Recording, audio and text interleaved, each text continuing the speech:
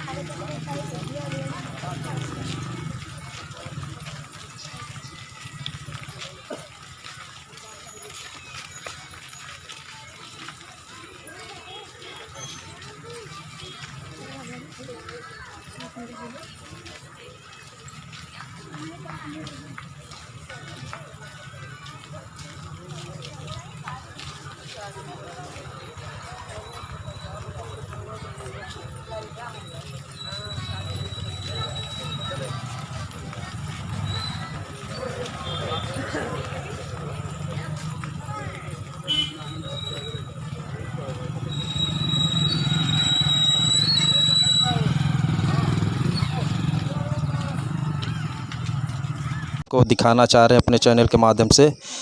आज यहाँ पर पवन कुमार के स्मृति में ग्राम रेवटा हरसर सुकुल से जिलेगंज बाज़ार होते हुए मुसहा पेट्रोल पंप, फिर वहाँ से परवा और ग्राम चिकनी होते हुए यहीं चिकनी चौराहे पर कैडल मार्च निकाल करके यहाँ पर समापन किया गया है।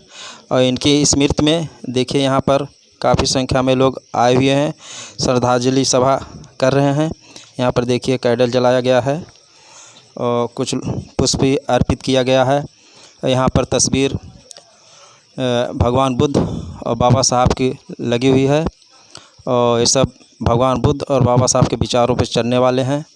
यहाँ पर काफ़ी संख्या में लोग इस कैडल मार्च में अपना भाग लिए हैं और इसी गांव के नहीं हैं और भी दूर दराज से भी लोग आए हुए हैं। हम आपको दिखा रहे हैं, रात का अंधेरा है लेकिन फिर भी आपको हम दिखा रहे हैं। देखिए काफ़ी संख्या में लोग हैं यहाँ पर इकट्ठा और ये आप देख सकते हैं हमारे चैनल के माध्यम से इस समय।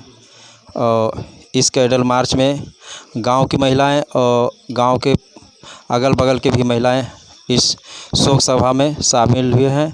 इस कैडल मार्च में सहयोग किए हैं। कम से कम 3 किलोमीटर के रेंज में ये लोग अपना कैडल मार्च पैदल शांतिपूर्ण तरीके से निकाले हैं।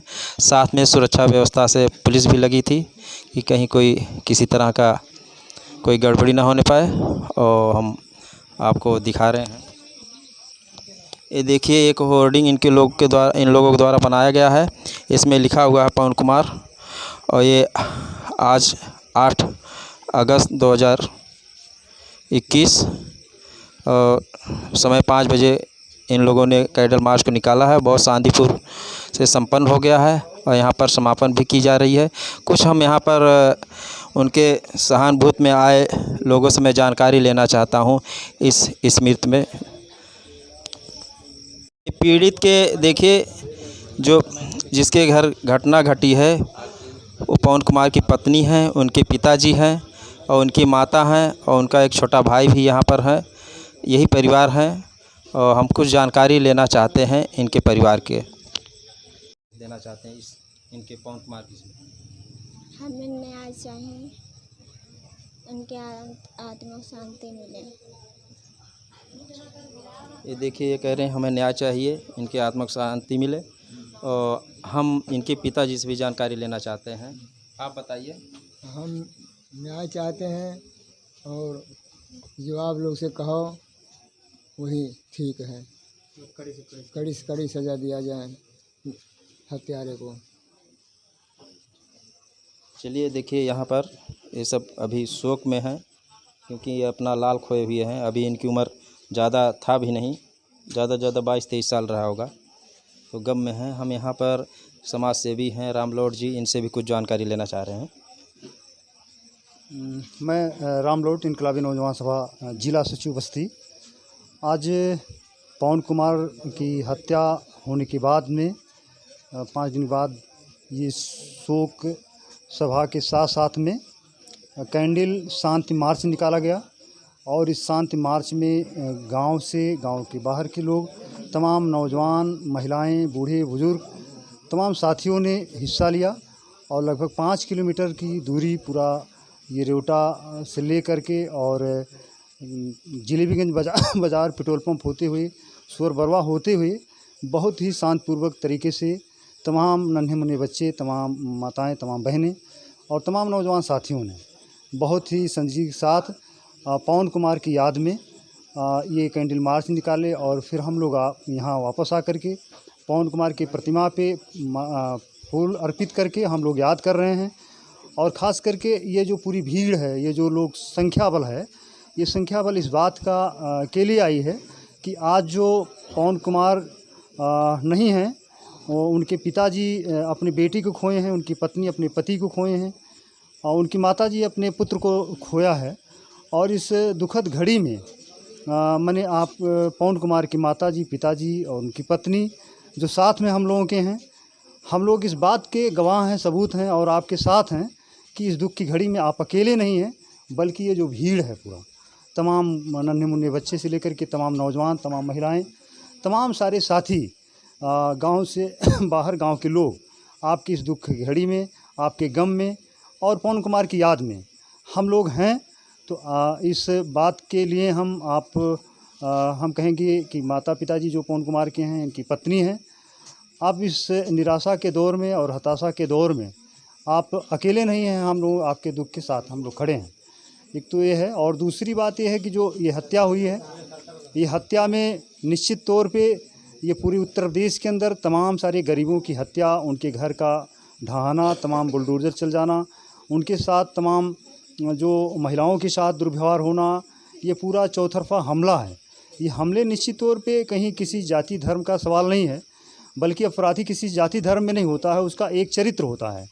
तो किसी जाति धर्म में है तो हम कह रहे हैं कि मैंने ये एक अपराधी जो है, अपराध के पीछे निश्चित तौर पे जब प्रदेश के अंदर किसी गांव के अंदर अपराध जब बढ़ रहे हों तो निश्चित तौर पे वो अपराधी का मनोबल जो है वो जो बढ़ता है, जो अपराध करता है, उसके पीछे राजसत्ता यानी जो सरकारें होती हैं, सरकार का अगर निहायत तौर पे उनके साथ उनकी पीठ पे हाथ ना हो अपराधियों के, हत्यारों के, तो शायद ये जुर्रत कर पाना मुश्किल हो जाएगा।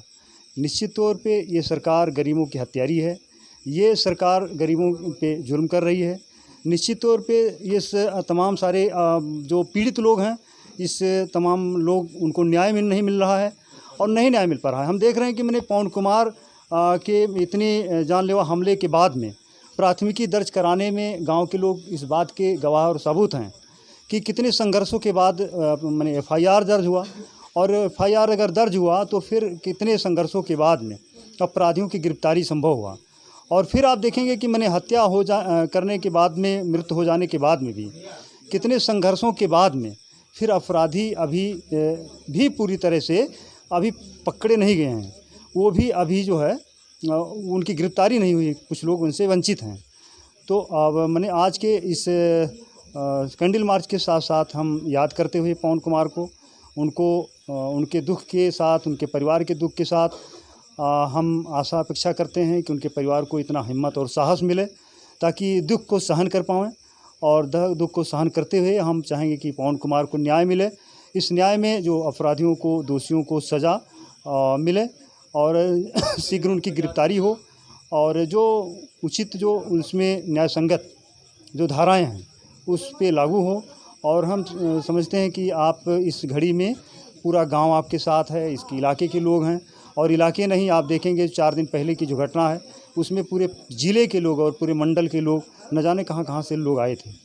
तो हम लोग आपके साथ हैं और फिर पवन कुमार को याद करते हुए, उनको श्रद्धा सुमन अर्पित करते हुए हम याद करते हैं और उनके दुख को, उनके गम को हम बांटते हुए, हम अपनों को याद करते हुए इन्हीं के साथ बहुत बहुत श्रद्धांजलि देते हैं। Thank you. मैं RK आरतीयन, जिला महासचिव बहुजन मुक्ति पार्टी।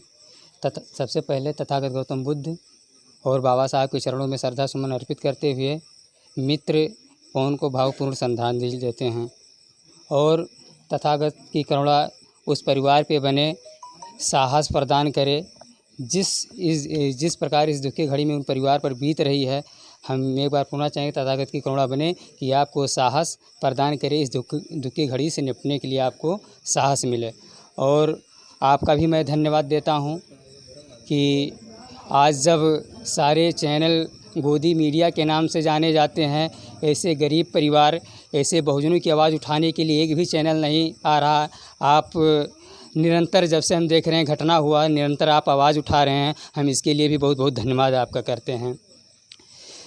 ये घटना जब से घटी हुई है, लगभग तब से ही हम लोग इस घटना पर अपना निगाह बनाए हुए हैं और न्याय दिलाने हेतु थाने का भी घेराव, डीएम कार्यालय, एसपी कार्यालय धरना दे करके ये एक विज्ञापन दिया गया कि इस पीड़ित परिवार को न्याय मिले और न्याय के लिए हम लोग लगातार आवाज़ उठा रहे हैं। जिस प्रकार से जिनका डीएनए ही यहाँ का नहीं है, जो विदेशी ब्राह्मणों, दबंग ब्राह्मणों ने जिस प्रकार से निहत्थे अकेले गैंग बना करके कोटेदार के परिवार पर हमला करते हुए अकेले निहत्थे पवन कुमार का हत्या करने का प्रयास किया, उनका यह हत्या करने का प्रयास यह नहीं था कि केवल हम पवन को मार रहे हैं या पवन की हत्या कर रहे हैं, बल्कि पवन के माध्यम से पूरे परिवार को दबाना, पूरे गांव को दबाना और पूरे क्षेत्र को दबाना, पूरे समाज को दबाना था। जो उनकी एक ब्राह्मणी व्यवस्था है उसको लागू करना कि पूर्व से हमारे गुलाम तब भी थे और आज हमारे गुलाम बन कर के चले रहें। लेकिन वो नहीं मालूम था उनका कि आज पवन भले चला गया हो, लेकिन वह कहीं गया नहीं है, लाखों लोगों के दिलों में हम लोगों का ऊर्जा देने का काम कर रहा है। जब जब कहीं एक अन्याय की आवाज़ बू आएगी, तब तक ये कैंडल जो मार्च हम लोग निकाले हैं, इसमें से निकली हुई आग ये पवन के रूप में निकलेगी और उनको जलाने का काम करेगी।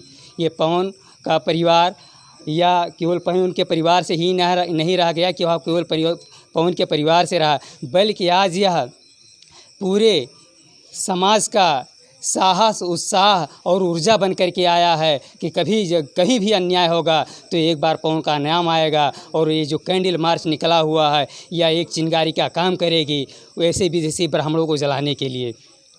और हम सबसे ज़्यादा इन साथियों के गांव के और तमाम क्षेत्रवासियों जो यहाँ अगल बगल के गांव से आए हुए हैं, यह केवल एक समाज, एक विशेष जाति वर्ग के नहीं है, बल्कि इस दुख की घड़ी में पवन के परिवार के साथ, पवन के गांव वालों के साथ, कोटेदार के परिवार के साथ, कोटेदार के साथ आज ओबीसी एससी एसटी समाज का नाम है, पूरा भाई खड़ा है हमारे साथ, हमेशा निरंतर परामर्श देते रहे, हमेशा कंधे से कंधा भाई महेश पटेल जी भी लगे रहे हैं जो पूरा हमको मामले का संज्ञान देते रहे हैं।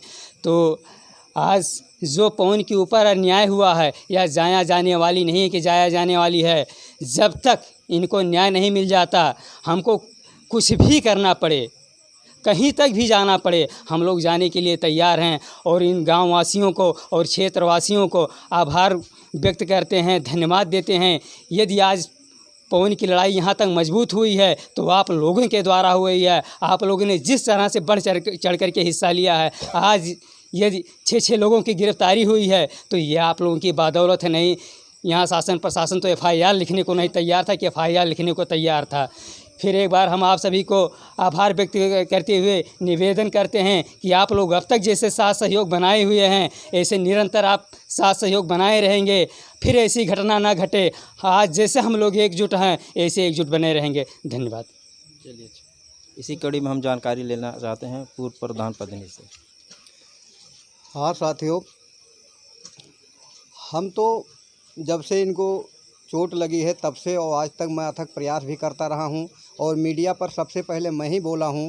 इनकी दवा डॉक्टर अस्पताल में करने को राज़ी नहीं था, लेकिन जब मैं मीडिया में दहाड़ा हूं तब डॉक्टर साहब आ करके और कहे कि उस व्यक्ति को बुलाओ, उसका क्या नाम है, तब हमको बुलाए और कहे लाइए आप अपने मरीज़ को, हम दवा करते हैं।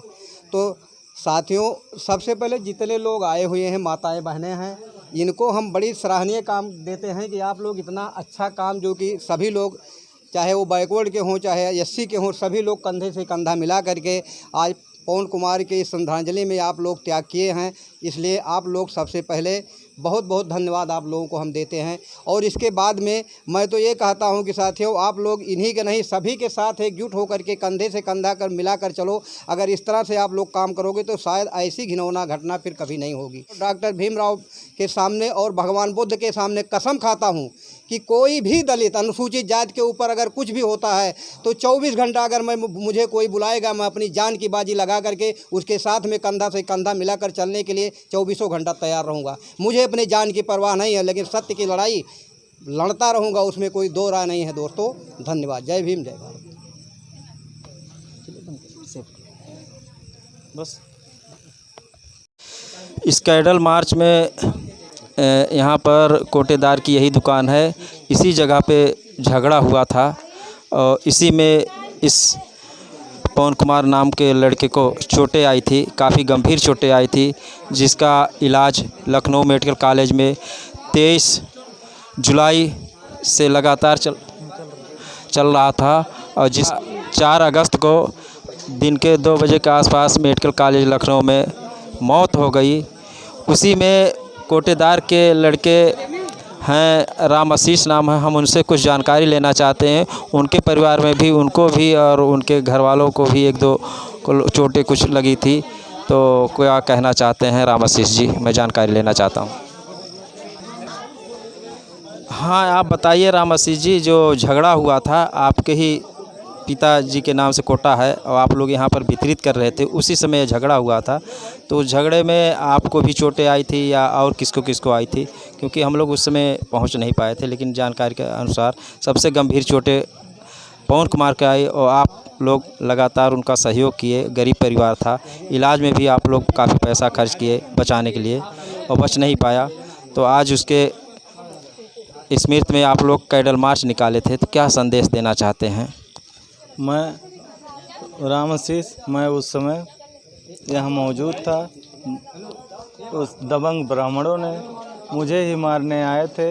मैं किसी तरह अपनी जान बचा करके भागा और उसी समय पवन कुमार आ गए और दबंग ब्राह्मणों ने उसे मारने लगे। इसमें मेरे बड़े पिताजी को भी चोटें आई, मेरे पिताजी को भी चोटें आए और उसी समय मैं उसे लेकर अस्पताल गया और अस्पताल में 23 तारीख से लेकर मैं 4 तारीख तक उसके साथ था।